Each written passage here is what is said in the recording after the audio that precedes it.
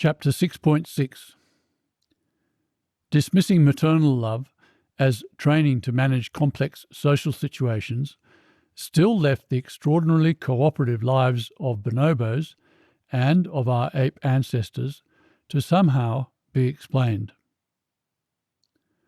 While both the dishonest social or Machiavellian intelligence hypothesis, SMIH, and the ecological dominant social competition, EDSC, model have been relied upon to dismiss the mother-infant bond as nothing more than a mother nourishing and protecting her offspring and training them in the art of managing complex social situations, a big problem remained: how to account for the remarkable cooperative behaviour of bonobos and the light they shed on our own unconditionally selfless moral instincts. So the question now is, what nurturing of love-denying explanation did human condition-avoiding mechanistic scientists come up with to solve this problem?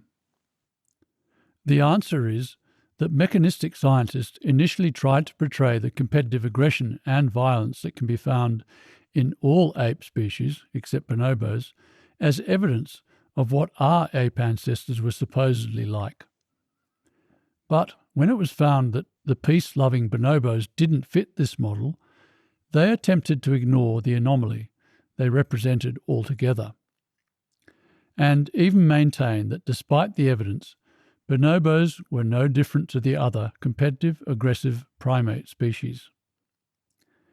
And then, when these scientists could no longer ignore the extraordinary integration that is so apparent in bonobo society, they conceded that bonobos are cooperative, but found a way to explain how they became cooperative that did not invoke or credit in any way nurturing.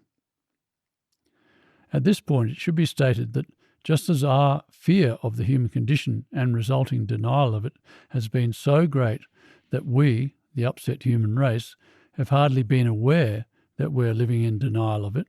Recall in Chapter 2.2 how resignation needed to be described to reconnect us to the real horror of the human condition. Our fear of the truth of the importance of nurturing in human development and resulting denial of it has also become so developed and entrenched in us that we are hardly aware that we are practicing it. It is almost instinctive in us now to avoid the significance of nurturing in human history, as though it's a rule we live by, but with only a subliminal awareness that we are abiding by it.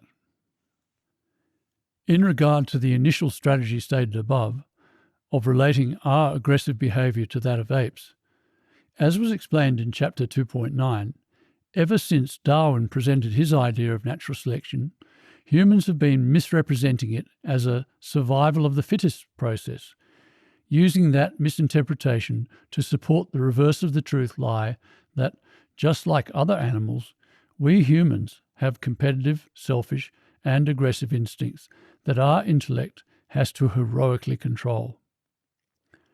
Chimpanzees appeared to support this lie. They were obviously human-like, and so were used as a model for our ancestors, with anthropologists such as Raymond Dart and Robert Ardrey pointing to chimpanzees' intense and violent male competition, rape, infanticide, and intergroup warfare as indicative of the behavioural heritage of our ancestors.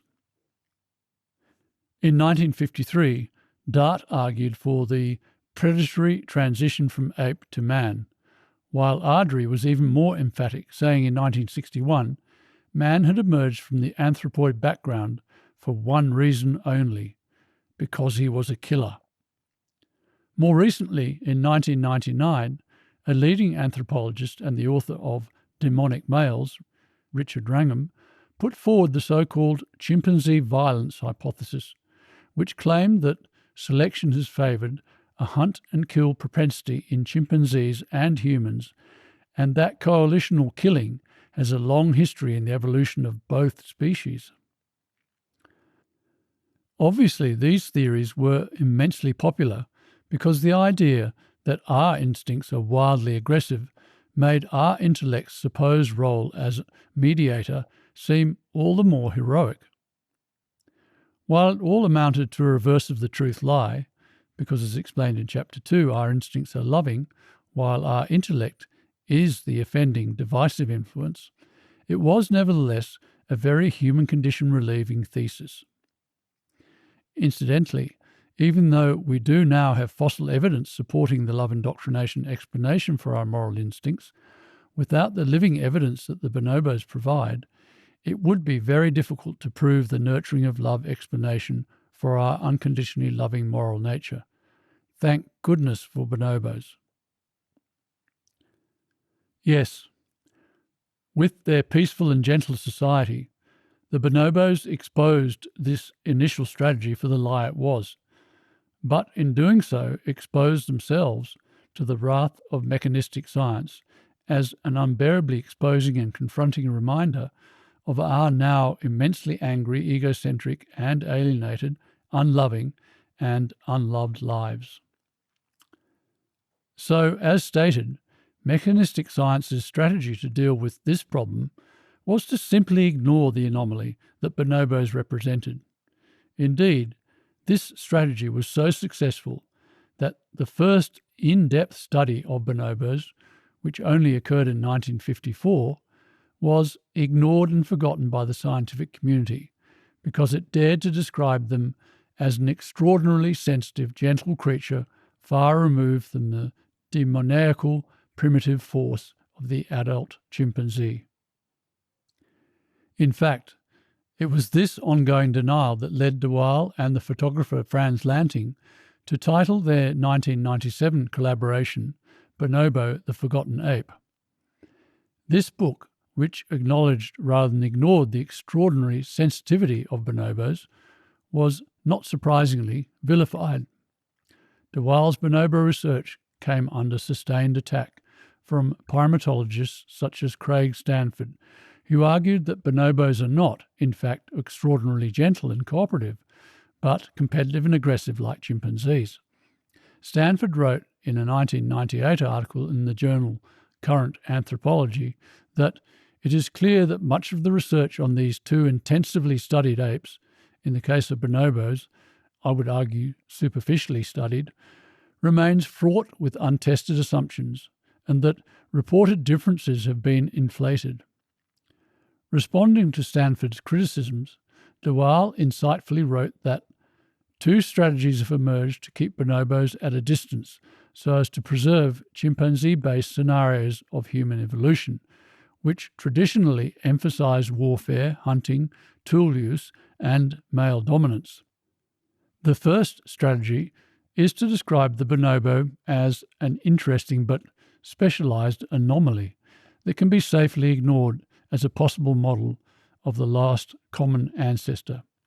See Wrangham and Peterson, 1996. The second strategy adopted by Stanford is to minimize the differences between the two panspecies. If bonobos behave, by and large, like chimpanzees, there's no reason to question the latter species' prominence as a model. Another illustration of the use of this second strategy was provided in paragraph 208, when it was documented how E.O. Wilson attempted to suggest that bonobos and chimpanzees were indistinguishable because both do not share and both hunt in coordinated packs. However, as was demonstrated there, even the most basic research shows that Wilson had to fudge the evidence to support his lie. The problem that emerged with these dismissive strategies was that modern technology has increasingly made the bonobos more accessible, and their extraordinarily integrative behaviour that is so different to chimpanzees almost impossible to ignore. Bonobos, the French documentary that was referred to in paragraph 418, is a case in point. The fact is, with their extraordinarily loving behaviour, bonobos have represented an ever-growing thorn in the side of a mechanistic scientific fraternity that desperately wanted to avoid their significance. And since bonobos couldn't be ignored or misrepresented forever, something had to be done to at least minimise their confronting presence. What happened was that while their extraordinarily sensitive, gentle, peaceful, cooperative behaviour could not be credibly denied, and in any case there was, as will be explained shortly in Chapter 6.9, a growing desire among ideal behaviour emphasising but human condition avoiding left-wing biologists to be able to emphasise cooperativeness and gentleness. It was hoped that at least a way could be found to explain why bonobos were cooperative in a manner that still avoided acknowledging the unbearable significance of their remarkable nurturing maternal behaviour. And the way that was found was through a theory known as the social ecological model that sought to explain social behaviour in terms of ecological factors that influence social interactions.